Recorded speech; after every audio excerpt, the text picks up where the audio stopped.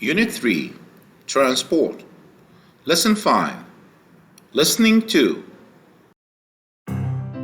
If you're new to commuting to work, you shouldn't necessarily feel that you've got to keep up with everybody else.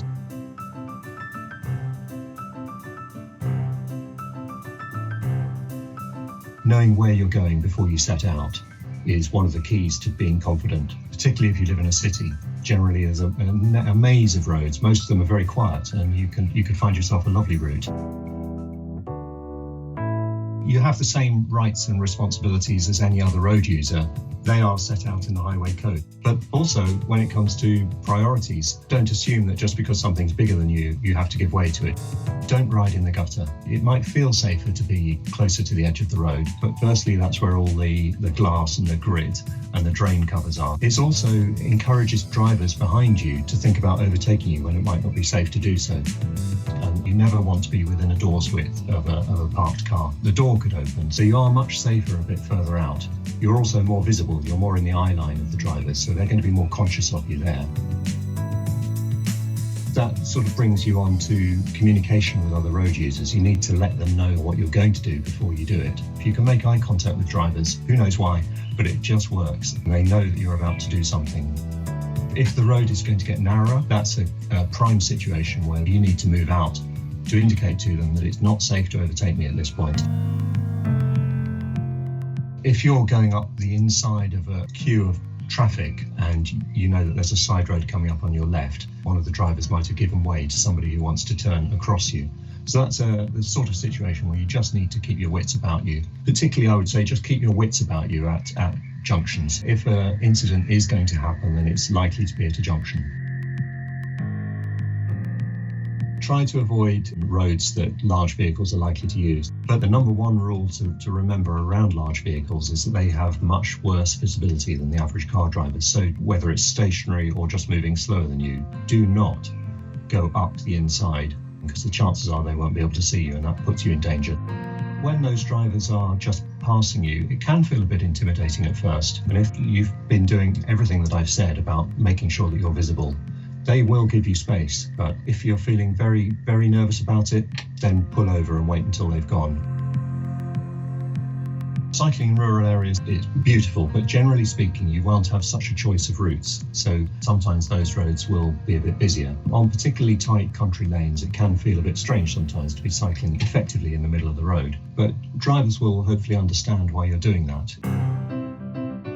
You won't look back. You really won't regret the decision. You're in a state of heightened awareness. It's Zen-like, actually, and I think that's why so many people who do it really love it. You absolutely can't think about anything else. What's the main idea of the video?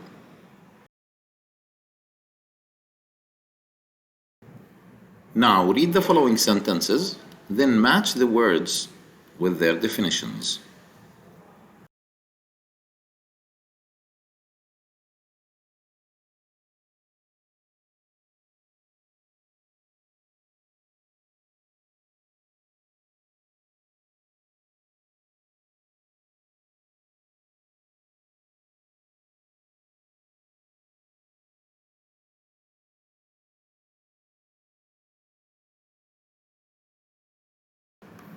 Excellent. Listen to the first part of the presentation and answer the questions. 3.6.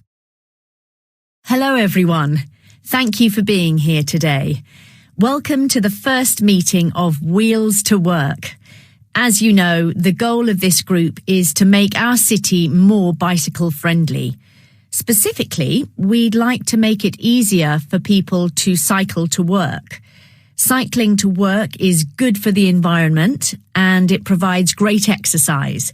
And personally, I think it's a lot of fun. I'm hoping that we can work together to solve the problems which can make it difficult for city residents to cycle to work.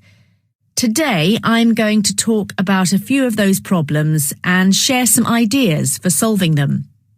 So, the biggest issue is safety. A lot of people would love to cycle to work, but they're scared. They feel that it's just too dangerous.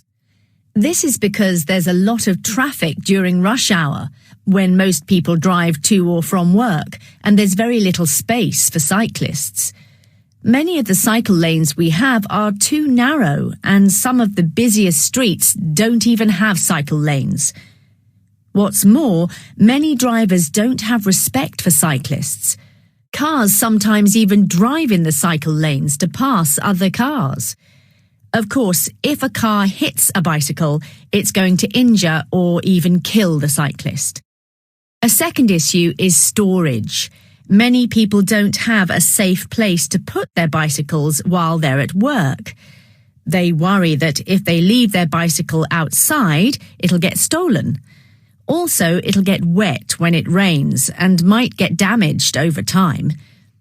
A third problem is that, for some people, cycling to work isn't convenient. Maybe they live far from their job, or maybe they sometimes work late and don't want to cycle home in the dark. And a lot of people don't like to cycle in the rain. What if you cycle to work and then later it starts raining? From my own experience, I can tell you that it's pretty terrible to ride home during a storm. So, those are three of the biggest issues: safety, storage, and convenience.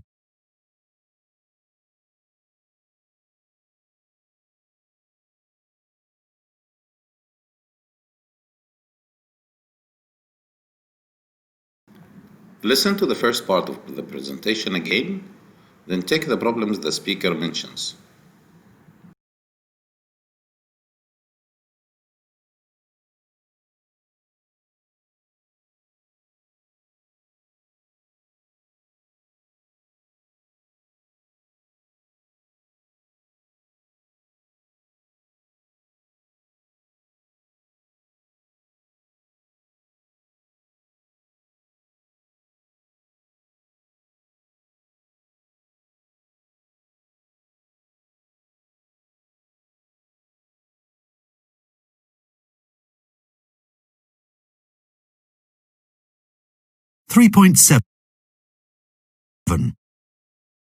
Now, I'd like to share some possible solutions.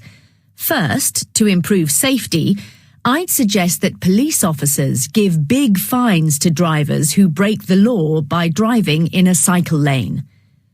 Also, I'd like to see wider cycle lanes to allow more bicycles to pass at the same time. We should also add cycle lanes to busy streets which don't have them yet. These proposals would prevent cars from hitting cyclists and would save lives. As for the issue of storage, I think that city parking garages ought to create special parking sections for bicycles. This would keep bicycles safe and dry while people are working. Finally, convenience.